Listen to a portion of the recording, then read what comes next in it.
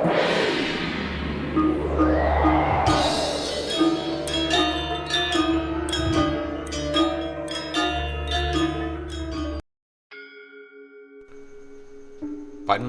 dan Jenggala terus terlibat peperangan antar mereka dan sama-sama saling menginginkan sebagai penguasa tunggal atas wilayah keseluruhan bekas kerajaan Kahuripan.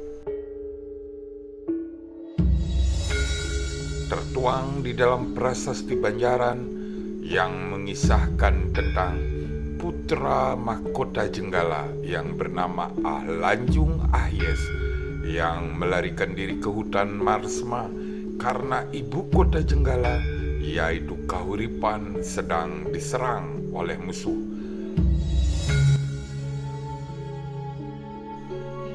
Bertemu kembali dengan kami Our channel yang selalu memberikan informasi tentang perjalanan sejarah bangsa.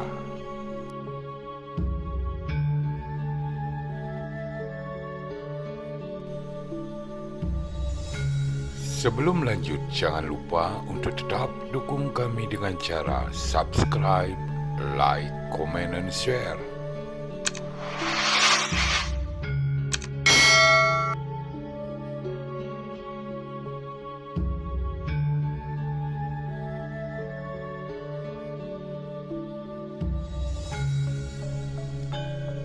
Tercatat dalam Prasasti Banjaran 31 Agustus 1052 Masehi, Raja Sri Maharaja Mapanji Lanjung Ahyes Mako Puttadanu Sri Ajnaja Parita Mawakana Pasukala Nawa Namanin Dida Sasra Hedajna Dewati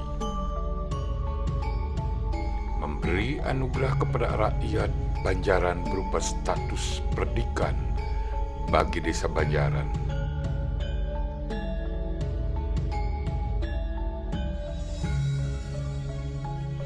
Prasasti yang memakai cap kerajaan Garuda Muka.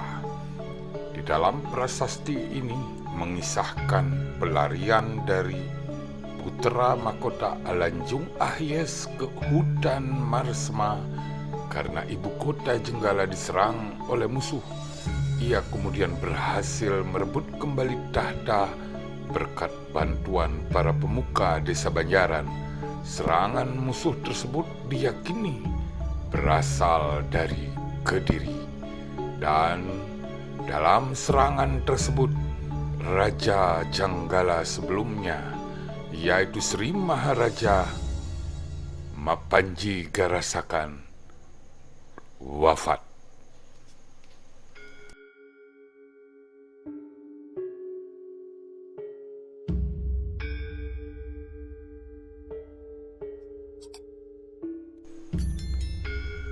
Lanjung Ahyes adalah raja kedua kerajaan Jenggala yang memerintah sekitar tahun 1052 sampai 1059 Masehi dengan gelar Sri Maharaja Mapanji Lanjung Ahyes Mako Puttadanu Sri Ajnaja Parita Mawakana Pasukala Nawa Namanin Dida Sasra Hedajna Dewati.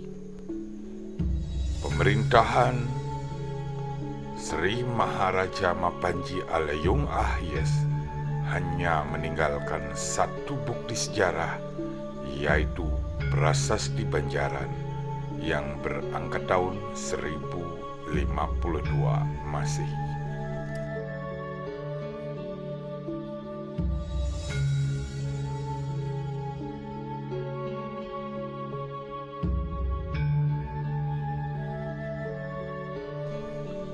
Sementara itu, di kerajaan Panjalu, akhir pemerintahan Prabu Sri Samarawijaya tidak diketahui dengan pasti. Prasasti yang menyebutkan nama Raja Kediri selanjutnya adalah Prasasti Mataji adalah sebuah prasasti batu yang ditemukan di desa Bangle, Lengkong, Nganjuk, Jawa Timur. Prasasti ini berangkat tahun 973 Saka atau 1051 Masehi yang dikeluarkan oleh Raja Sri Jitendra Kara Wirya Wirya Parakrama Bakta.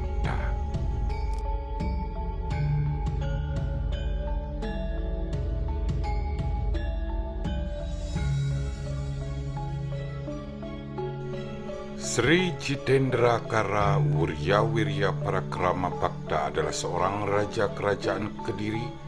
Namanya tercatat dalam Prasasti Mataji yang menginformasikan bahwa Raja Sri Jitendra Kara Wirya Wirya Parakrama Bakta menjadi raja kerajaan Kediri sekitar tahun 973 Saka atau 1051 Masehi.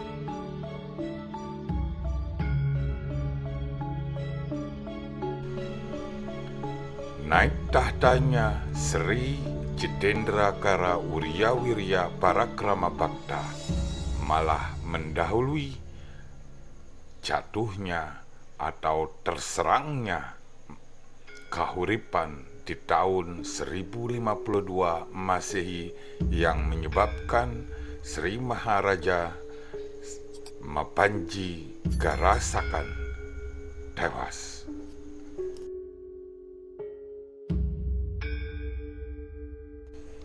Dari Prasasti Mataji kita mengetahui bahwa pada tahun 1051 Masehi, raja yang berkuasa di Kediri adalah Sri Jitendra Kara. Sementara penyerangan yang terjadi pada tahun 1052 yang menduduki ibu kota Kerajaan Jenggala terjadi pada tahun 1052 Masehi.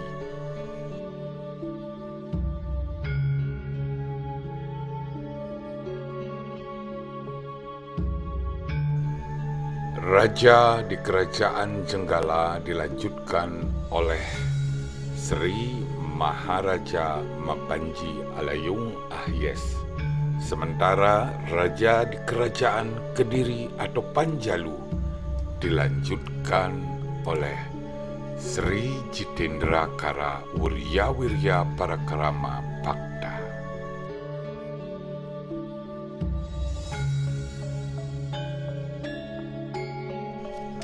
Tidak diketahui dengan pasti kapan akhir dari pemerintahan Sri Maharaja Mapanji Alanjung Ahyes.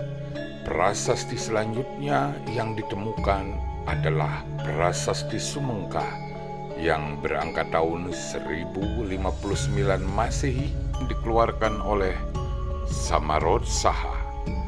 Beliau mengaku sebagai putra dari Prabu Airlangga.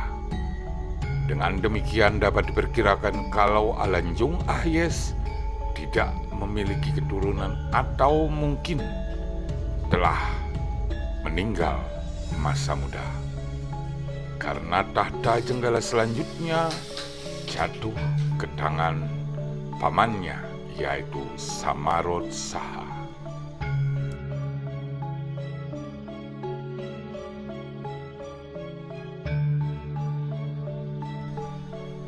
Sri Samarot Saha adalah raja ketiga Kerajaan Jenggala yang memerintah sekitar tahun 1059 Masehi. Beliau bergelar Sri Maharaja Rakai Halupu Juru Sri Samarot Saha Karna Kesana Ratna Sangka Kirti Singha Jayantaka Utungga Dewa.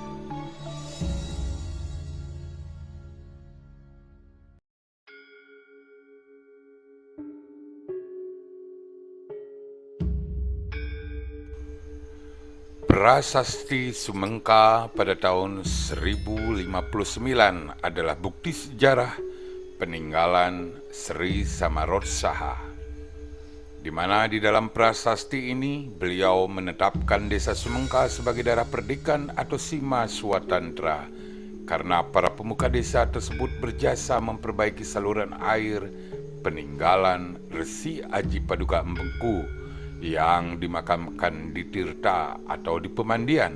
Resi Aji Paduka Empeku adalah gelar kependetaan Prabu Airlangga, seperti yang tertulis di dalam Prasasti Gandakuti 1042 Masehi dan Prasasti Pasarlegi 1043 Masehi.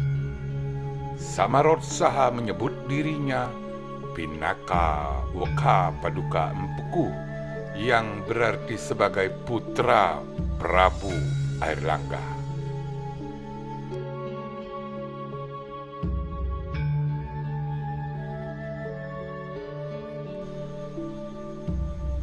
Dari Prasasti Sumengka kita mengetahui bahwa yang menjadi raja di kerajaan Jenggala adalah Samarot Saha.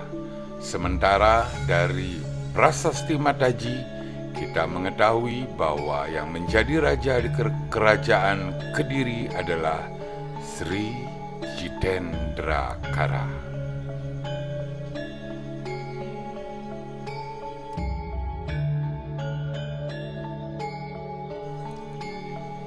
Tidak ada informasi lanjutan mengenai kerajaan Jenggala. Raja terakhir adalah Sri Samarot Saha. Sehabis Sri Samarot Saha, kerajaan Jenggala tidak terdengar lagi.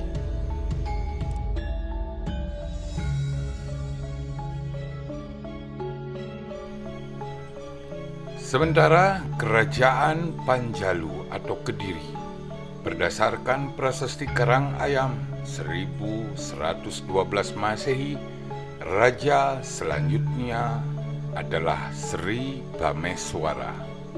Sri Bameswara adalah raja Kediri yang memerintah sekitar tahun 1112 sampai 1135. Nama gelar abisekanya adalah Sri Maharaja Rakai Sirikan Sri Bameswara Salaka Buana Tusti Karana Sarwani Wariwirya Parakrama Dikjaya Utungga Dewa.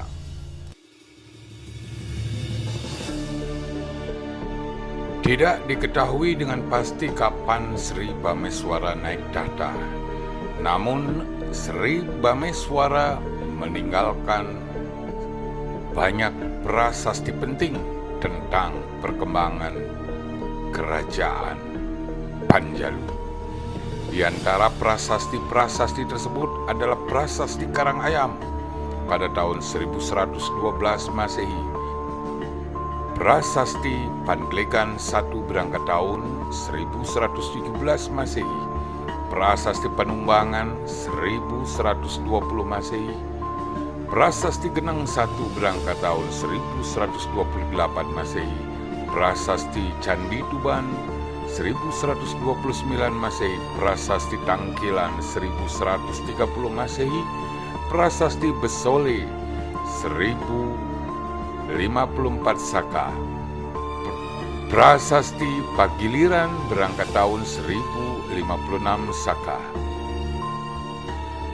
Prasasti Karangrejo berangkat tahun 1056 Saka, Prasasti Bameswara 1057 Saka.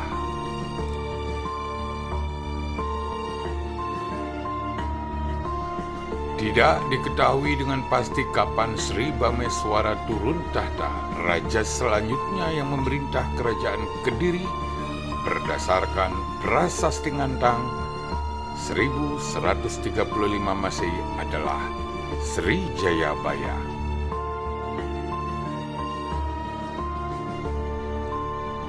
Sri Jayabaya adalah Raja Kediri yang memerintah sekitar tahun 1135 sampai 1157 Masehi.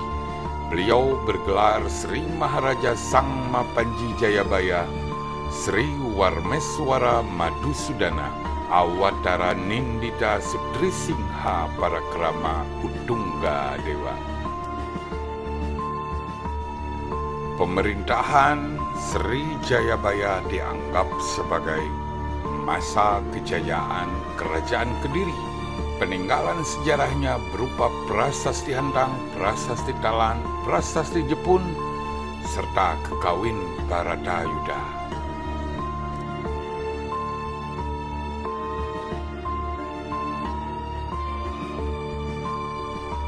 Pada prasasti Hantang atau biasa disebut juga dengan prasasti Ngantang terdapat semboyan Panjalu Jayadi yang artinya Kediri menang. Prasasti ini dikeluarkan sebagai piagam pengesahan anugerah untuk penduduk desa Ngantang yang setia pada Kediri selama perang melawan Jenggala. Dari prasasti Ngantang diketahui bahwa Prabu Jayabaya adalah raja yang berhasil mengalahkan kerajaan Jenggala dan mempersatukannya kembali dengan kerajaan Kediri. Kemenangan Prabu Jayabaya atas Jenggala disimbolkan sebagai kemenangan Pandawa atas Korawa dalam kekawin Baratayuda yang digubah oleh Empu Sedah dan Empu Panuluh pada tahun 1157 Masehi. Prabu Jayabaya adalah tokoh yang identik dengan ramalan masa depan Nusantara. Terdapat beberapa naskah yang berisi ramalan Jayabaya, antara lain Serat Jayabaya Musazar, Serat Praniti Wakya, dan lain sebagainya. Ramalan Jayabaya adalah ramalan tentang keadaan Nusantara di suatu masa pada masa yang akan datang.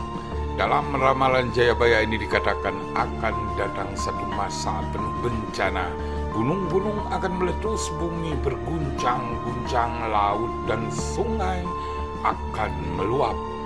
Ini akan menjadi masa penuh penderitaan, masa kesewenang-wenangan dan ketidakpedulian, masa orang-orang licik berkuasa dan orang-orang baik akan tertindas. Tapi setelah masa yang paling berat itu akan datang zaman baru, zaman yang penuh kemegahan dan kemuliaan, zaman keemasan Nusantara. Dan zaman baru itu akan datang setelah datangnya Sang Ratu Adil atau Satrio Piningit.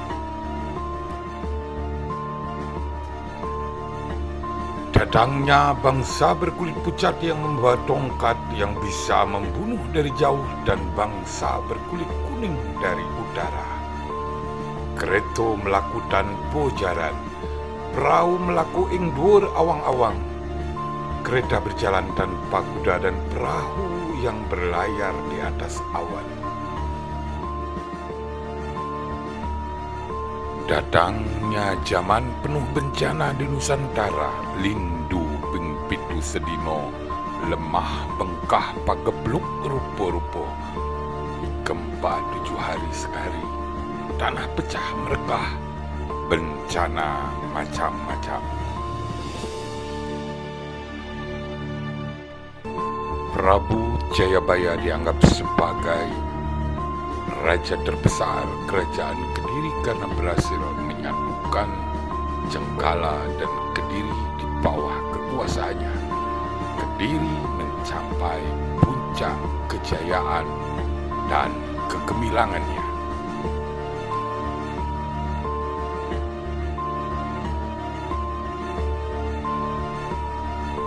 Bagaimana perkembangan kerajaan Kediri setelah Prabu Jayabaya? Dan ada apa setelah Prabu Jayabaya?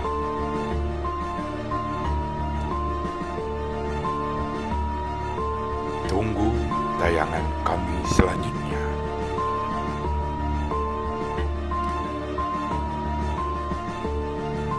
Tetap dukung kami dengan cara subscribe, like, comment, and share. Terima kasih.